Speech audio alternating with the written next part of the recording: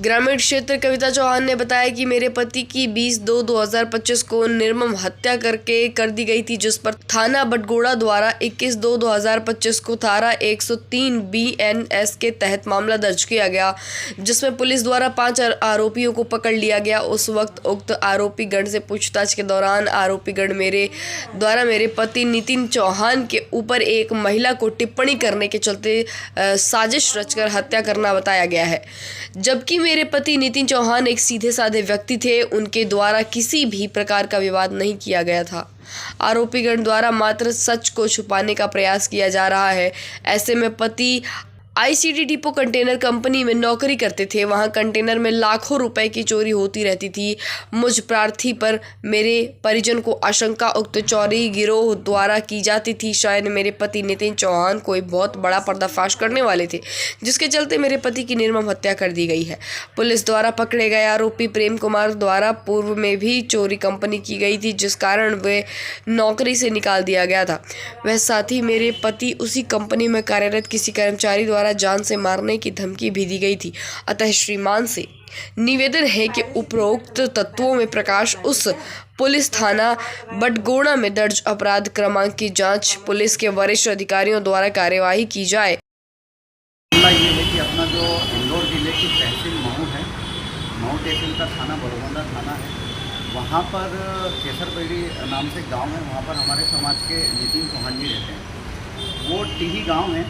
टीही गांव के वहाँ पर अपना कंटेनर का एक डिपो है। वहाँ पर वो काफ़ी समय से नौकरी कर रहे हैं और उस डिपो में आए दिन हज़ारों नहीं लाखों नहीं करोड़ों रुपए की चोरी होती थी। वहाँ का एक गिरोह जो हमेशा वहाँ पर चोरी करता था और जो नितिन जी वहाँ पर सिक्योरिटी का काम करते थे और उन्होंने कई बार इस चोरी का खुलासा भी किया और इस बात का अंदेशा वो कई बार अपने घर पर भी बोल चुके कि मेरी जान को खतरा है, क्योंकि मैं यहाँ पर सिक्योरिटी का काम करता हूँ। कई बार मैंने चोरी पकड़वाई थी। तो उनके साथ घटना भी 20 तारीख को ये हुआ कि 20 तारीख को नौकरी से अपने वहाँ से निकले और जो केसरबेड़ी गांव है, गांव के थोड़ी दूर पहले ही वो लहूलुहान अपनी गाड़ी के ऊपर सोए हुए पाए गए। तो राहगीरों ने, उनके गांव के लोगों ने उनको देखा और देखा कि भैया इनका कोई एक्सीडेंट हो गया होगा। लेकिन जब अगले दिन जब उनका PM हुआ तो PM में ये खुलासा हुआ कि भैया उनको धारदार से हथियारों से पीठ पर हमला किया था, जिससे कि उनकी डेथ हो गई। और जब तक ये घटना हुई थी, जब तक तो मर्ग मतलब FIR भी कायम हो चुकी थी, लेकिन वो अंधा कत्ला था, यानी कि उसमें किसी का कोई सुराग नहीं था। तो जो हमारे जो ग्रामीण SP हैं और जो IG साहब हैं, की बहन ने अभी हमें बताया कि आरोपी पकड़ा गए, तो आपके अभी थाना प्रभारी से संतुष्ट नहीं? इसमें देखिए, आरोपी तो पकड़ा गए, लेकिन आरोपी किसी न किसी रूप से केस को घुमाने का प्रयास कर रहे हैं। घुमाने का इसलिए प्रयास कर रहे हैं कि आरोपी ये बोल रहे हैं कि भैया हम जो मृतक है ये भी किसी शादी समारोह में गए थे और हम भी शादी समारोह में गए थे। तो वहाँ पर किसी महिला पर जो मृतक हैं नितिन जी, उन्होंने कुछ टीका टिप्पणी कर दी थी महिला पर। तो परिवार का भी कहना ये कि भैया ये जो मारने वाले जो आरोपी ये वहीं नौकरी करते थे, 2 लोग तो वहीं नौकरी करते थे और कोई छोटी सी चीज़ पर कोई किसी को धारदार हथियारों से ऐसा मारता नहीं।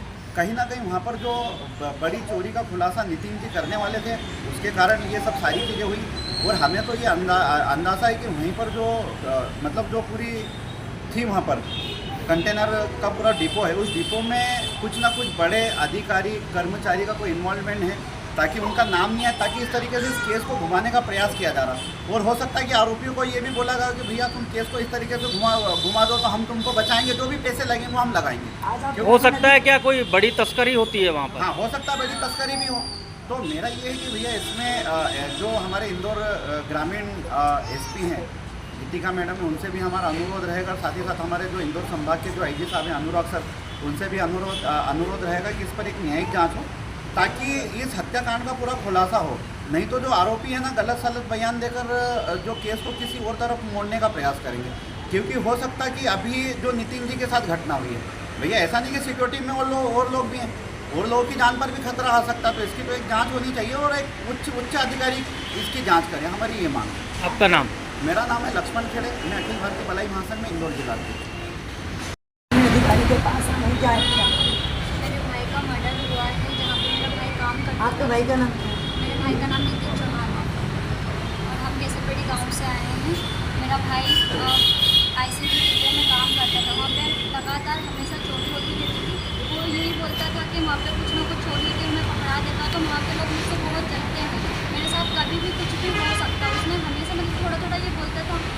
इतना ज़्यादा लिया नहीं। भाभी ने एक बार उसको मना भी किया कि अगर वहाँ पे ऐसा कुछ है तो तू काम छोड़ दो, तुम काम छोड़ दो, बट तुमने ज़्यादा मतलब इतना लाइटली लिया वो बात को कि ठीक है कुछ नहीं होगा करके, और कभी इतना बताते नहीं कि घर पे उनके क्या हो रहा है उनके साथ में। कौन से गांव का मामला है? ये टीही गांव में काम करते थे। तो आपने आपके नज़दीकी थाने पे इसकी सूचना दी थी? हाँ, उस दिन सूचना दी थी। आपको कैसे मालूम पड़ा कि इनकी हत्या की गई?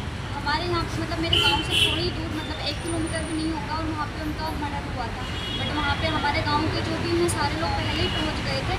हमारे पास में सिर्फ ये सूचना आई थी कि उनका एक्सीडेंट हुआ है। हमें फिर मतलब रात को मतलब 10:45 तक का हो गया था, और 11 बजे हमें खबर मिल गई थी कि ऐसा कुछ हो गया, बट घर में मतलब इतना अच्छे से पता नहीं चला था कि क्या हुआ। हमें लगा एक्सीडेंट हुआ है तो हॉस्पिटल वगैरह लेके गए होंगे, फिर बाद में पता चला पोस्टमार्टम रिपोर्ट वगैरह आई तो उसमें बताया कि उनका मर्डर हुआ है, चाकू से 4 से 5 वार किए थे। तो आपने अपने नज़दीकी थाने पे सूचना दी? हाँ, आरोपी वगैरह पकड़ा है इसमें? हाँ, उसमें 5 आरोपी पकड़ाए हैं, जिसमें से 2 वहाँ के सिक्योरिटी गार्ड हैं और 3 उनके साथी हैं। आप क्या चाहते हो? हम चाहते हैं उन्हें कड़ी से कड़ी सज़ा मिले, और मैं तो चाहती हूँ कि उन्हें फांसी की ही सज़ा मिले, क्योंकि मेरे भाई के बहुत छोटे छोटे बच्चे हैं। आपका नाम? मेरा नाम नेहा चौहान है।